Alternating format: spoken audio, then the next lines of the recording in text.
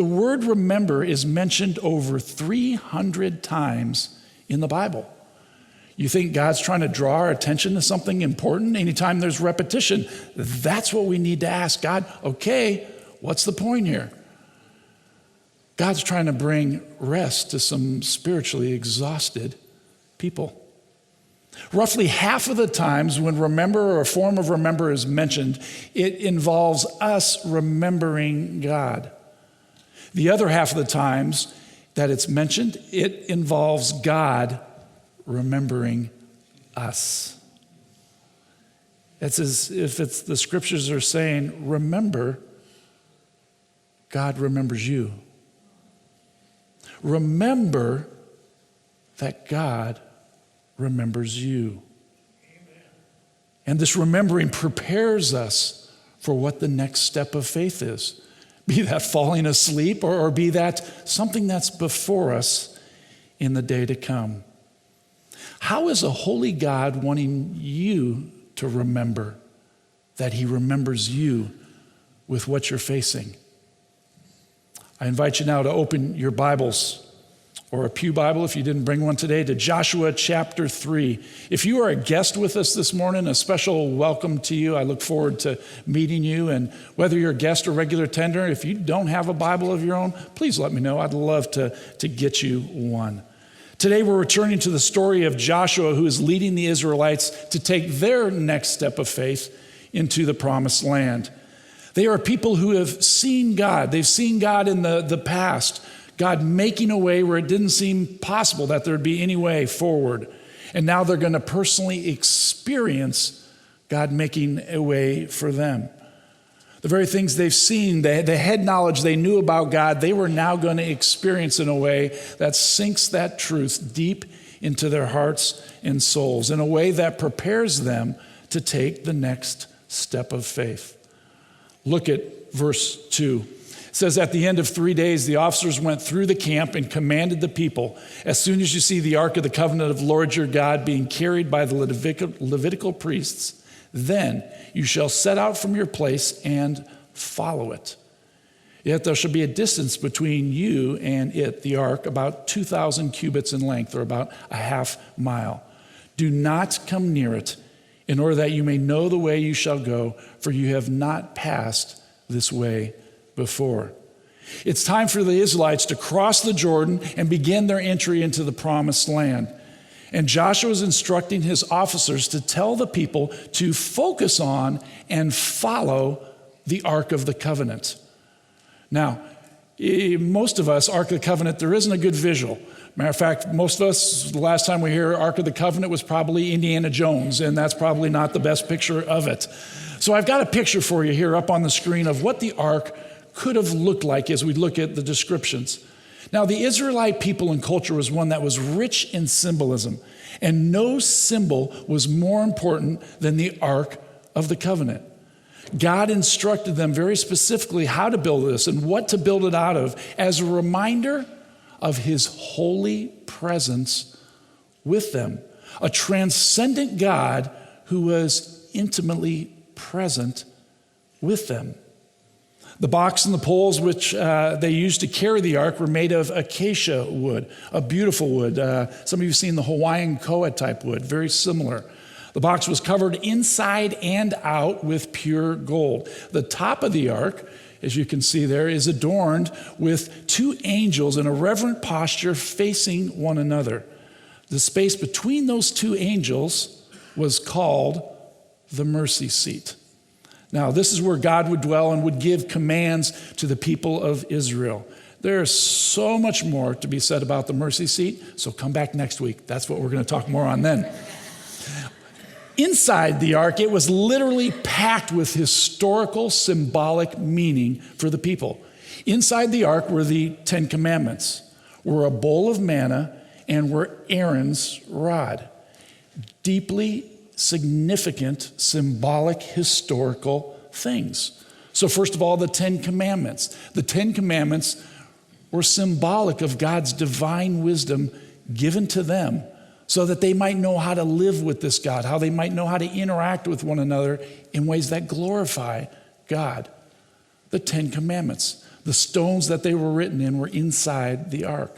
A bowl of manna representing God's miraculous provision. That in the middle of a desert with no food in sight, each morning they woke up and there was provision for them. Miraculous provision day by day. And then the rod of Aaron. It represented God's authority and power. Authority and power in the spiritual realm as it's connected to Aaron and the Levitical priests. Also that we learned from in Numbers 17 that this was a staff that had power. It was a staff that was used in the plagues. It was also, there was a time where it began to bud and blossom and bear almonds, even though it was this independent staff. All these have then significant symbolism, that staff showing God's power both in the spiritual and in the created realm. The manna, the presence of God in ways that were miraculous provision. And then finally, the Ten Commandments again that represented, were symbolic of God's divine wisdom given to them, to us, to know how to live with God and with others. So let me ask you a question. Which of these attributes does God want you and me to remember right now? Is it his divine wisdom, his miraculous provision, or his power and authority? With what's before you in this day and in the week ahead, what does God want you to remember about his character? What aspect of God might you be neglecting? Is it his holy transcendence? Or is it his intimate presence? So oftentimes, we talk about God being our buddy and our friend and loving us, and we lose sight of that he's a holy God, the creator of the entire universe. And I see when I put those two things together, wow, the creator of the universe loves me, knows me, is with me. Wow, that is amazing. Take some time right now. Prayerfully ask God, God, what is it that you want me to remember about who you are? Take a moment. Literally, right now, I'm going to pause and I want you to prayerfully ask God, what is that you want me to focus on about who you are?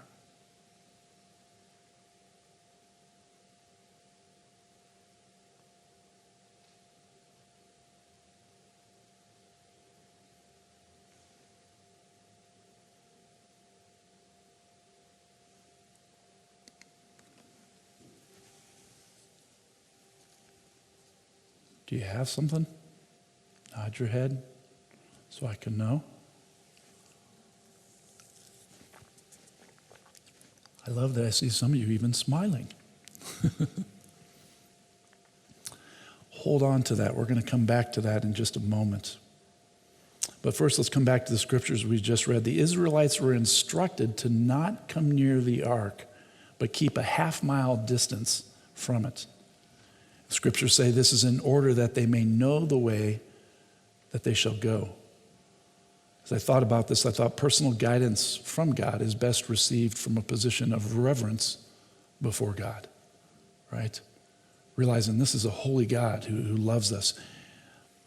And I see this is what Joshua is addressing in the next part of the scripture. Look at verse 5. It says, Then Joshua said to the people, consecrate yourselves, for tomorrow the Lord will do wonders among you.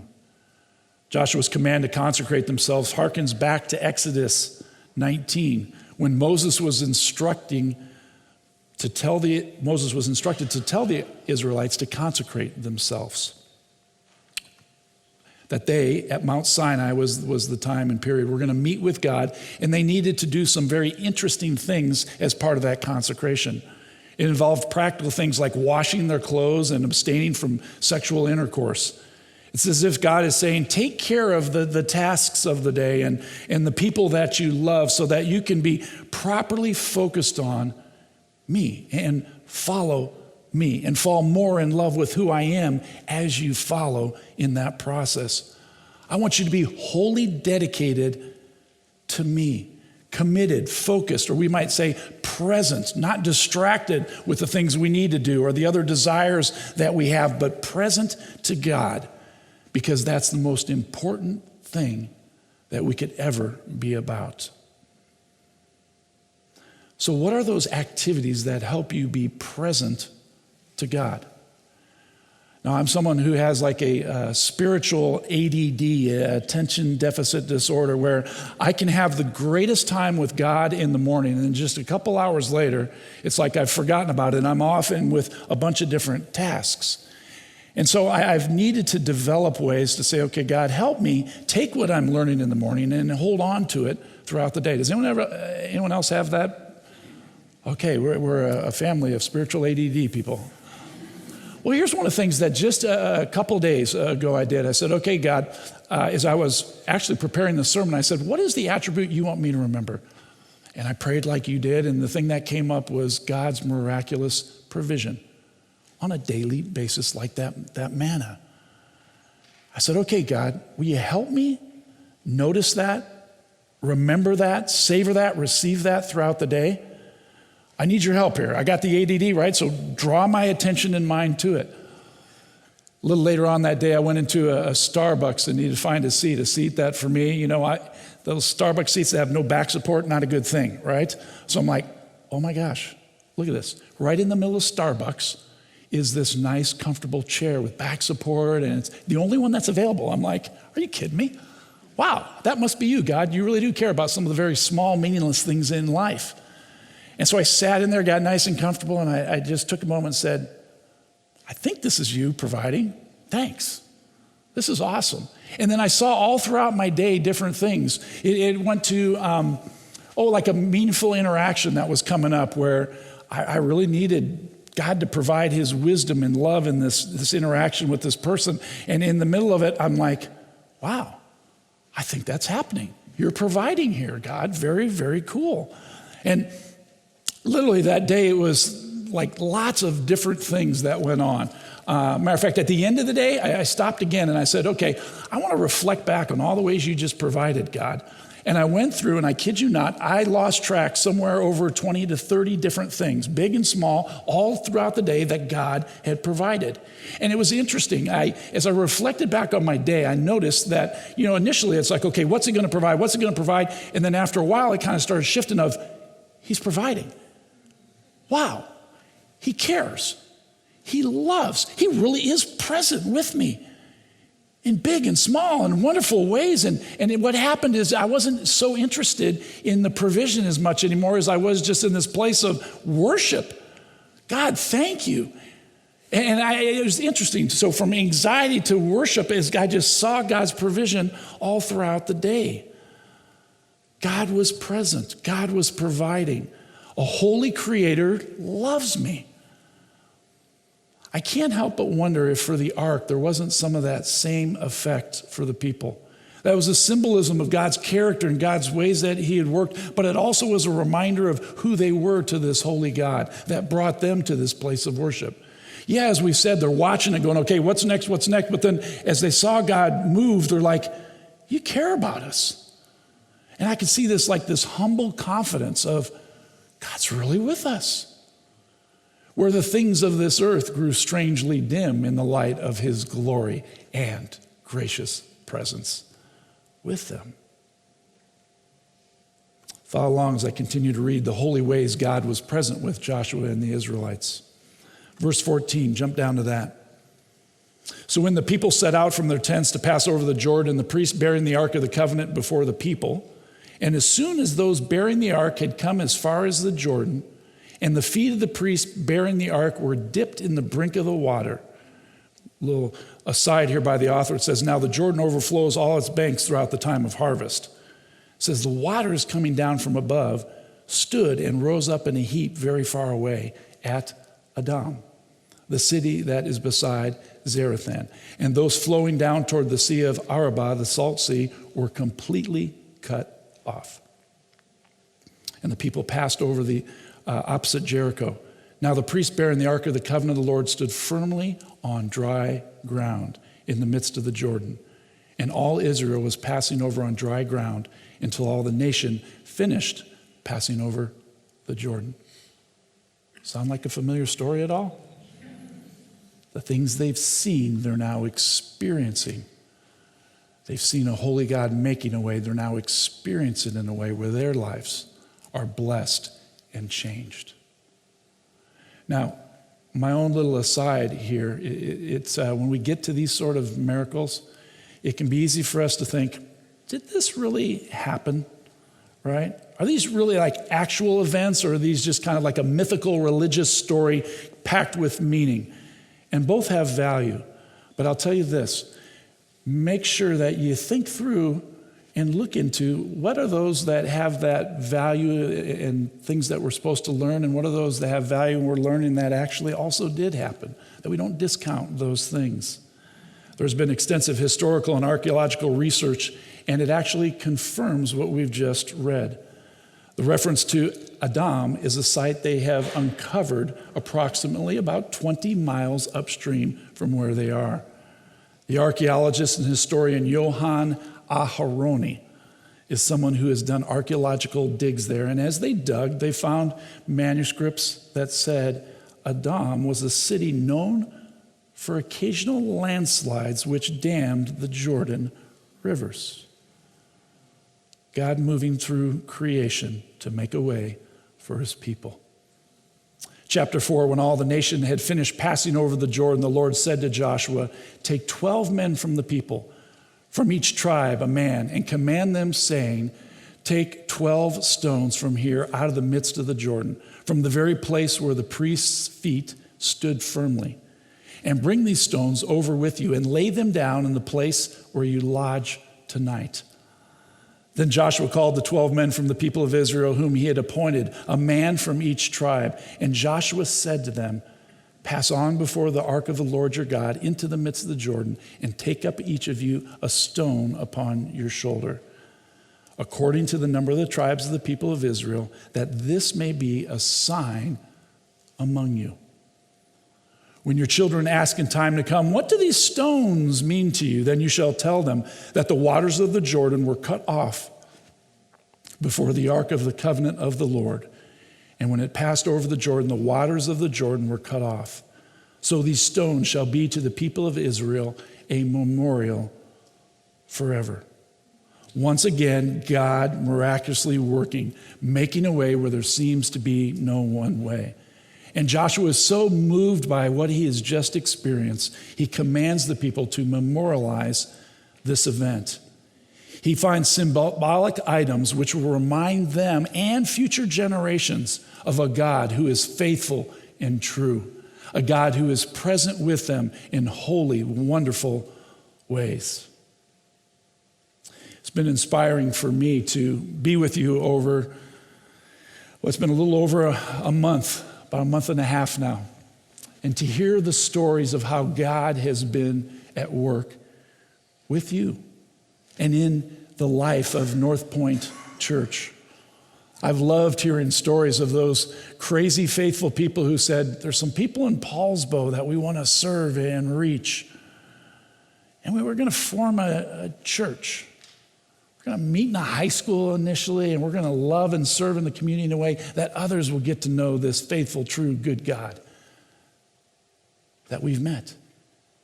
They were moved by God, a God who is present with them, to then take a step of faith and start in the very community of people we now enjoy called North Point Church. I've particularly been inspired by the stories, and I just feel like I'm just starting to hear more and more of these, of the people who got to those places where it was difficult, where there was doubts and questions, and it wasn't all clear, but they kept taking steps of faith, focused on God and what God wanted to do, remembering how God had worked in the past and wondering what he might be pleased to do in the future as they followed. I also love, even as we did at the end of the service last week, seeing the amount of people that had a similar step of faith when something was put for them about building a building across from the high school, a place where we might gather, a place that the community might come and focus their attention before God. And here we sit, warm and cozy because of the faithfulness of people before us, faithfulness of people who had experienced God and said, "I want others to do the same." So this morning, you have maybe been wondering, what are all those rocks on the communion table? This is our chance to both remember what God has done and stay focused on what God will do in the future. In the last few weeks, we've begun to enter this time of looking at the inputs that you've given through things like the insight gatherings, through conversations. We began to prayerfully reflect as a staff and as leaders, saying, God, what have you done, and what is it that you would be pleased to do in the future? How would you have us focus in the upcoming years as North Point Church? What are those steps of faith before us? So I invite you to be praying for the leaders as they're discussing and discerning what God's heart for us is as a church. I also invite you to be praying about what God has for you personally. That in addition to our life together, we all have individual lives, family, work, our community, and people we interact with in the community. I invite you to equally be praying and saying, God, what is it? What is it that you would have for us? And as you do, I want you to today pick up one of these stones as well as one of these little cards that's right here. And I want you to take this stone as a commitment to pray, what you can see on the card and you'll see on the screen up ahead. God, help me remember your, and this is where you would insert a character quality about who God is. What is it God wants you to remember as you fill in the blank? Face that really difficult thing at work. Reach out to that neighbor that I just don't like. Right? As I interact in that important time where who I am matters just as much as what I say. God, help me remember who you are as I, and fill in that. And then hold on to this as that reminder, that physical reminder, because a lot of you did shake your heads about having spiritual ADD, to keep remembering. Remembering how God has shown himself in the past, that will encourage you to keep taking those steps of faith before you with whatever is before you. Personally, as well as I've mentioned, for us as a church. And then also on the card it says this, when you have once again seen God act, we want you to write on the stone a characteristic of God that you want to continue to remember. Then return that stone on a Sunday along with a little piece of paper with this sentence completed. God has helped me remember blank as I blank. And we're going to build our own little stones of remembrance memorial, that anyone that comes in North Point will see this God who's made a way for the Israelites is the God who's still making a way, still present with us in life-changing, life-giving ways. And so we'll bring it and you'll place these cards and placing them as an act of worship and, as I said, as an act of witness to the God that is with us. And I will take some of these and we'll read some of them as appropriate during a time of worship, celebrating what God's done. In the Thursday newsletter that we put out, we'll capture some more of these, all as a way of saying, look what God has done, and let's together remember who this God is as we together take steps across our own Jordan into the things God has promised, the things God has for us individually and as a church family. So I'm going to invite Joel and the worship team now to come up, and I'm going to invite you to also come up. And as you come up, take one of these stones, take one of the cards as a commitment to remember God and the most specific things in your life, as well as to stay focused and remember him in a way that one day you will return this with that characteristic of God, not only written on this stone, but I pray further written on your heart. Written on your heart, seeing that this holy God that's worked thousands of years ago is the God who is present with us today, doing more than what we could ask or imagine in ways that make his character known, that are a witness to us and the world around us.